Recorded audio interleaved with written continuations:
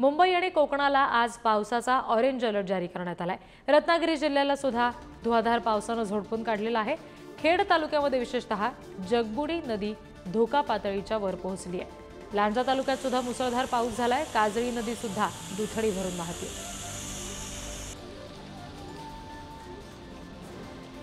पावसाची संततधार आहे आणि ठिकठिकाणचे जे जलस्रोत आहेत त्यांची आता पाणी पातळी वाढत चाललेली आहे। ही दृश्य आपण बघतोय। लांजामध्ये मुसळधार पाऊस पडलेला आहे। रस्त्यावर हे सगळं पाणी साचल्याचं आपण बघतोय।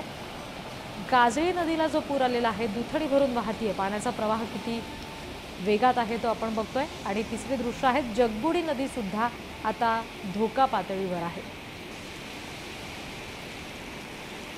आणखी तपशील आपण घेणार आहोत। प्रतिनिधी राजन चव्हाण आपल्याशी जोडले गेले त्यांच्याकडून। राजन, एकंदरीतच पावसाचा अलर्ट तर दिला गेलेला आहेच हवामान विभागाकडून।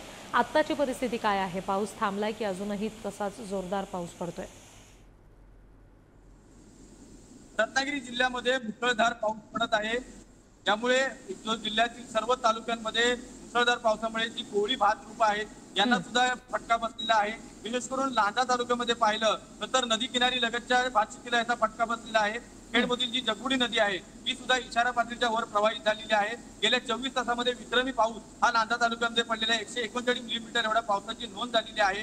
राजापूरमधील जी कोदवली नदी आहे ती सुद्धा इशारा पातळीच्या वर प्रवाहित झालेली आहे। त्यामुळे एकंदरीतच जनजीवनावर याचा देखील परिणाम झाले। लांजा एसटी डेपोच्या जवळपास असलेल्या रस्त्यावर देखील पाणी साचलेलं आहे। त्यामुळे आजूबाजूच्या जनजीवनावर देखील याचा परिणाम झालेला आहे।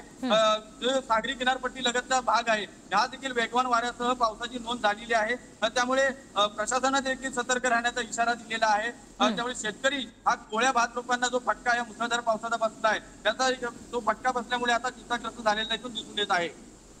जी, धन्यवाद सगळ्या तपशिलांसाठी राजन।